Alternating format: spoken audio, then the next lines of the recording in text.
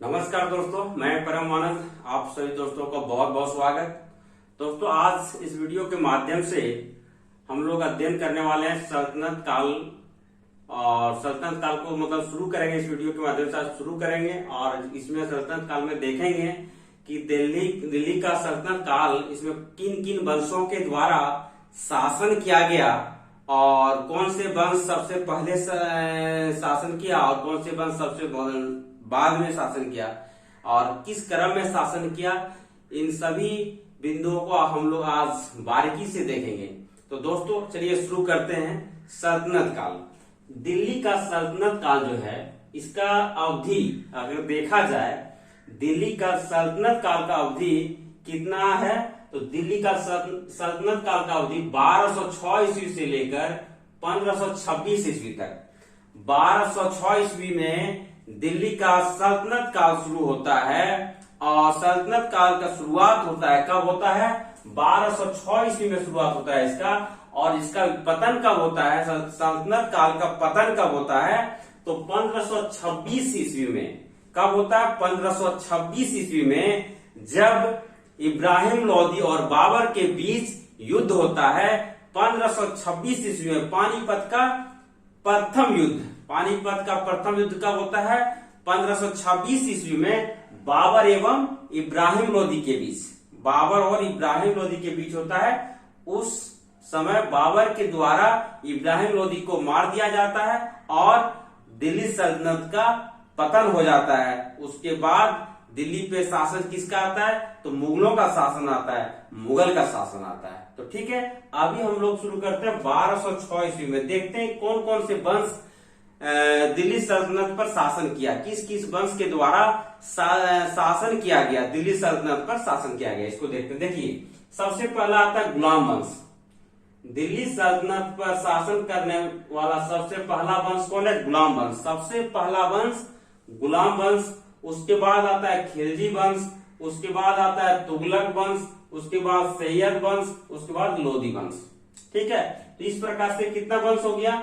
1 2 3 4 5, 5 वंशों के द्वारा शासन किया जाता है। दिल्ली सल्तनत पर कितने वंशों के द्वारा शासन किया जाता है? तो 5 वंशों के द्वारा। ठीक है, तो 5 वंशों में से हम लोग पहला देखते हैं गुलाम वंश।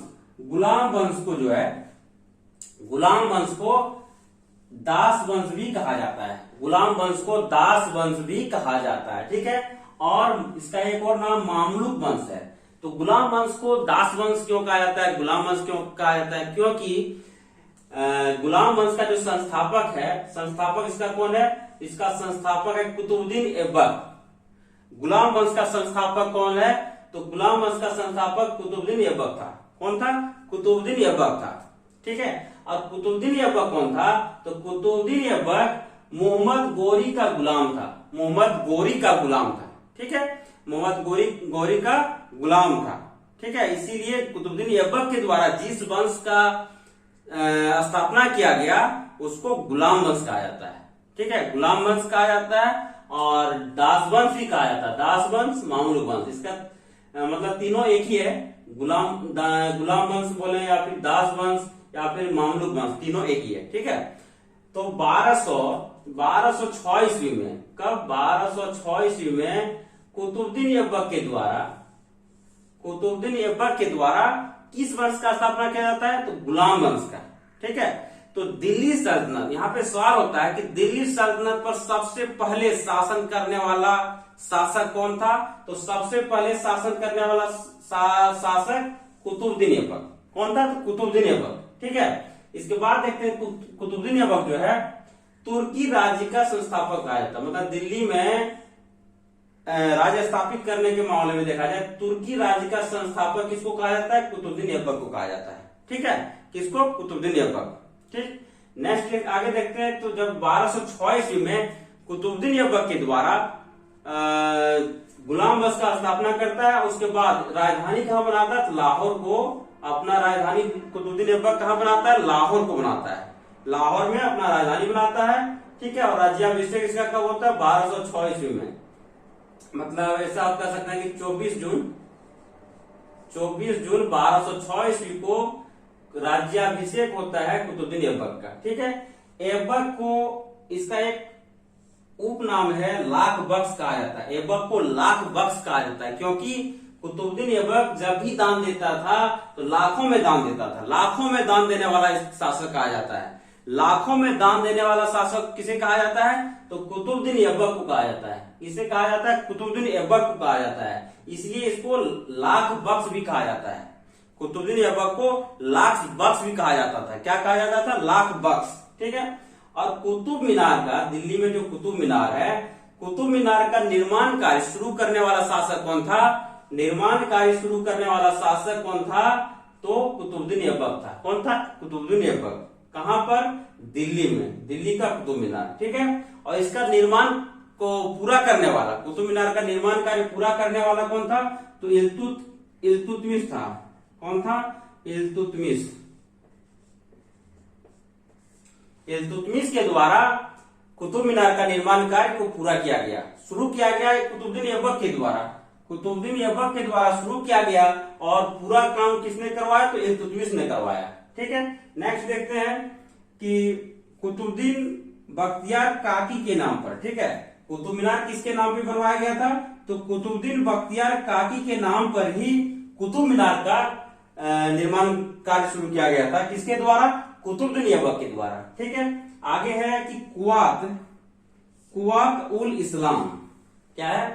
कुवात उल इस्लाम का निर्माण कहां पर करवाया गया था? दिल्ली में करवाया गया था। कुवात उल इस्लाम का निर्माण कहां पर करवाया गया है? तो दिल्ली में करवाया गया है। किसके द्वारा? तो ऐबक के द्वारा, कुतुबुद्दीन ऐबक के द्वारा। ठीक है। एक हो गया कुवात उल इस्लाम और दूसरा 2.5 दिन का झोपड़ा।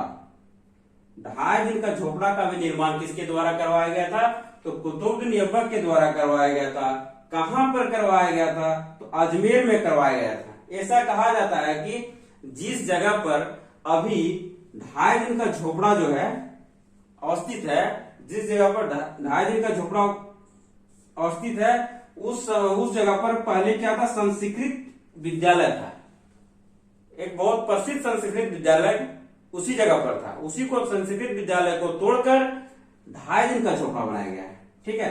और 2.5 दिन का झोपड़ा का नाम 2.5 दिन क्यों पड़ा? तो ऐसा माना जाता है कि इसको 2.5 दिन में ही यह झोपड़ा कंप्लीट बनके तैयार हुआ था। 2.5 दिन में बनके तैयार हो गया था। ठीक है। और जबकि 2.5 दिन का झोपड़ा जो है एक प्रकार का, एक क्या है? मस्जिद है। एक प्रकार का मस्जिद है। 2.5 दिन का झोपड़ा क्या है? एक मस्जिद है। ठीक है।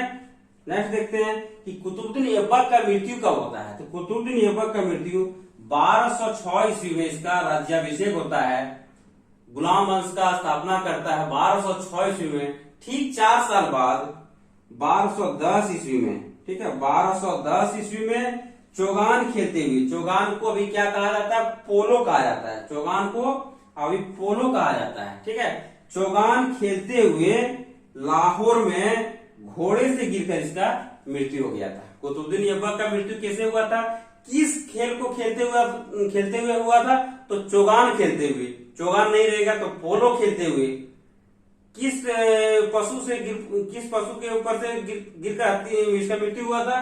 तो इसका मृत्यु जो है घोड़े, ठीक है, घोड़े से